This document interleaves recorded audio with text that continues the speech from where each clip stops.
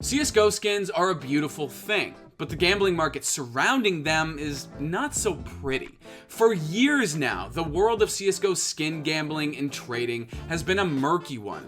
If you're not careful, you can get ripped off really easily. So to break it down and understand what the hell is going on, we spoke to two people who know these worlds inside and out.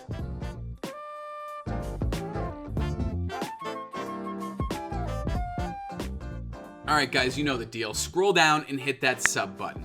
We are so close to hitting 2 million subs and we need your help to get there. And while you're at it, hit that notification bell so you never miss a new video ever again. So if you've ever watched or played a modicum of Counter-Strike, you'll understand when I say that CSGO skins are a tantalizing thing to own. From the common blood sport to the ultra rare dragon lore, having a robust inventory of CSGO skins is a way of life.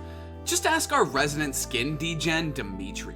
Alright, so as theScore esports' one and only cosmetic degenerate, I am here to walk you through the only thing in this operation that actually matters. I'm talking, of course, about skins. But the ways in which you buy, sell, trade, and even gamble with these skins is a confusing and often dangerous combination of systems. And to help break this down, we talked with CSGO streamer Mo on what he sees as the biggest issue with CSGO skin gambling. The main issue that's always haunted the CSGO gambling scene is the underage gambling problem. And the underage gambling problem is simply put, the casinos didn't really have any system to stop underage kids from throwing their skins on there. It's not easy to solve because there's no 100% foolproof way to do it. Nowadays, the sites that are still around, all of them have like these licenses out of a foreign country, and they seem to be a lot more aware. Now, the cleanest and most above board way to acquire a skin in CSGO is through in-client case openings. You buy a key from Steam, aka Daddy Valve, and then use that to open up one of those shiny yellow boxes that give you a tiny chance of winning an incredibly cool and expensive skin. What the? The downside of opening cases this way is that you almost never get an incredibly rare skin. Usually it's some shit green nonsense for the auto shotty that you never use. The upside is that you always get something. You don't have to worry about getting ripped off by some dickhead teenager living in Delaware. Now, once you leave the sanctity of the CSGO game client, things get a little murkier. For the purposes of this video, we aren't going to be focusing on CSGO skin trading that much, but here's how it basically works. There are a ton of different third-party websites, some shadier than others, that allow people to sell or trade their skins for a profit. Think of it like trading sneakers or Magic the Gathering cards. And ever since China got into the skins game in April of 2020, CSGO skins have skyrocketed in price and rarity, and are now treated like legitimate investments. Again, just ask Dimitri. Skins. We made a whole video talking about CSGO skin trading a while back. The world of buying, selling, and unboxing CSGO skins is often an exciting place. A world where having a few stickers on your AK can mean a $10,000 difference when it comes time to sell. Now, if you want to buy a skin from one of these sites, you should 100% do your homework, because you can get ripped off otherwise. There's just a lot of dudes out there who will offer you $500 or less for your $2,000 knife if you're not careful. You should compare prices from a bunch of different sites, and if you have somebody that you can go to who knows a lot about this process, like our boy Zipple, you should definitely talk to them as well. Or hell, just watch Zipple's stream where he does a lot of this already. How much should I add to upgrade float? That's a good question. That one is so beat up though. I would personally probably pay like 1500 RMB to upgrade. I don't know if that makes sense.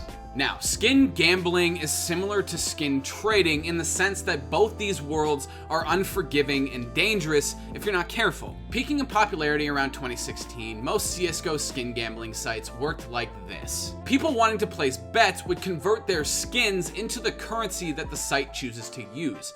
Take CSGO Diamonds, for example. Players wanting to bet with that website would convert their skins into diamonds and then bet those diamonds on different things. And people bet on a bunch of different stuff. There was your coin flips, your Wheel of Fortune style spin boards, games of dice, and other casino games that relied on converted skin currency. If you won, you got your skins back plus the skins in the pot. If you lost, you get the point. Now, I also talked to Monarch, who owns the skin gambling site CSGO Empire. He moved over from RuneScape back in 2016 once he realized there was money to make. I always had this thing in the back of my mind that someday there may be a game with an economy even bigger than RuneScape, and that then I would tap it. And actually, well, that was a, you know, when I heard about CSGO launch and I saw like how big the skin economy was, then that was, I saw that that's like my calling, so I went for it. Over the years, Monarch says that he's also spent time calling out some of these shadier websites who've allegedly ripped off their users by doing things like rigging the odds or not paying out winners. And he says because of who he's called out, he's been doxxed, harassed, and he's even received death threats. It became like a habit that when people see something suspicious in the scene, they come to me. They ping me on Twitter, and sometimes if I see something like really f***ed up going on, then I start yelling about it. And it's been working very well. We have managed to bring a lot of like regulation to the scene. You can see that the shady operators, they are kind of like walking on eggshells. An important part of the identity of skin gambling is its weird legality. See, broadly speaking, US gambling laws don't cover the sale of virtual goods in esports, although a lot of people have argued that those same laws could be modified. So while a lot of these websites that operate in Europe or other countries with looser gambling laws can't technically cater to US customers, it's the internet, so, you know, it happens anyway. Now, there have been a number of high-profile skin gambling controversies over the years, arguably the biggest of which involves a website called csgolotto.com. Popular YouTuber Trevor Martin, who heavily promoted csgolotto.com on his channel, was also found to be the owner of that same website. And needless to say, people were f***ing pissed when they found out. Team Martin and Pro Syndicate didn't single-handedly tank it. This was a massive, unregulated gambling industry that people were going to notice eventually. But their dumb scam is why people noticed it when they did. Another infamous case actually involves Mo, who landed in hot water that same year after the owner of CSGODiamonds.com gave him the odds and percentages of winning beforehand, essentially rigging his chances of winning in his favor. It was a hotly debated topic at the time. Mo talked about it on stream extensively, and he says that he's grown from that experience. Ever since then, my biggest takeaway after the diamond situation was to just, first and foremost, not to make stupid decisions like that and go with the flow. Even though it was something that was brought to me by them, I should have said no and just held my ground on, hey, just give me a refill, it's not a big deal. Now, the money generated from these skin gambling websites isn't chump change, because depending on the report you read from 2016 onwards, the CSGO skins market was worth anywhere between $2 and $5 billion. These two controversies and others like them caused a ton of government scrutiny over the legality of these skin gambling sites.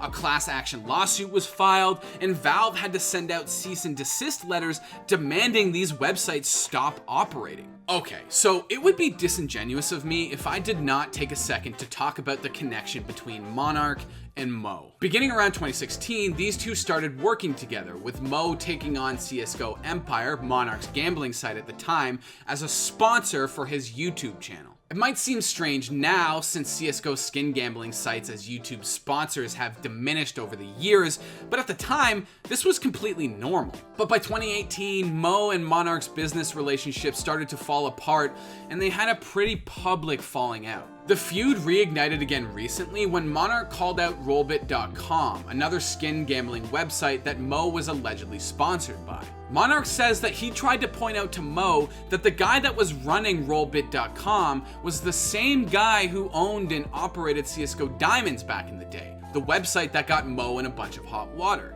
I just posted an observation in there like, hey, Mo, you are being sponsored by this guy, and considering that what happens with CSGO Diamonds, it is very fucking absurd that you are now sponsored by the same guy again. That was still quite mind-blowing. He went like crazy because of that. They argued back and forth on Twitter for a while, and then Monarch released this long Google document accusing Mo of doxing him amongst other allegations, all of which Mo says is just delusional. Now, in talking to Mo about the current state of CSGO skin gambling, he says that all of the heat has moved from straight skin betting to case openings on third-party websites. Remember how I told you that the most above-board way of getting a skin in CSGO was opening cases in the in-game client? Well, now third-party websites are doing a similar thing, offering different themed cases for you to purchase and open. But instead of buying a key, you just buy the case from the website outright. While these websites still do big business, there's still a lot of legal concerns around case openings as gambling when viewed through the lens of loot boxes. Not to mention the fact that if you buy a case from one of these third-party websites, how do you know the odds of which they give you to get some sick skin are actually accurate or even true? And if you didn't know, loot boxes have spent a tremendous amount of time in court over the last few years, with companies like Electronic Arts facing 3 class action lawsuits over the implementation of loot boxes in its games. We've covered the loot box situation on this very show. Right now, everyone's favorite developer, Electronic Arts, is facing 3 class action lawsuits with hundreds of people involved. Why? Well, the lawsuits say that EA's popular sports games create an endless cycle of gambling designed to get you to spend more and more and more money. The lawsuit also says that EA isn't just hiding this fact. They've allegedly been lying about it for years. Now, Mo said that really, these case opening sites are just a way to create a layer of separation, or to hide, if you will, the gambling that's still going on here. See, most case opening sites market themselves as an innocent way to buy cases and hopefully get a cool skin.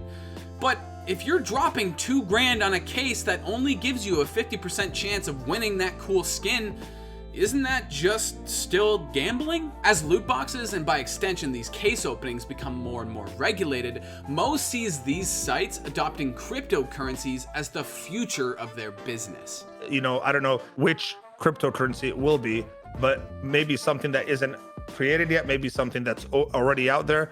But I think more and more games and cryptocurrency instead of start blurring the lines between like in-game currency and real life currency, because you're going to start seeing it super easy to switch between. As for Mo versus the Monarch beef, Mo says he seriously just wants it to be left alone, while Monarch says he's going to continue calling out these shadier websites. So what do you guys think? How do you feel about these case opening sites and CSGO skin gambling as a whole? What do you think about this Mo versus Monarch beef? Let me know in the comments below. You don't have to worry about getting ripped off by some dickhead teenager that lives in Delaware. All right. I feel bad for people who live in Delaware. It's probably a beautiful state, but it's also one of those like flyover states that just gets shit on by everybody who lives on the coasts. You know? Like what the fuck's wrong with Delaware? Like, why am I shitting on Delaware? But why am I shitting on Delaware? Why am I talking about Delaware? Anyway.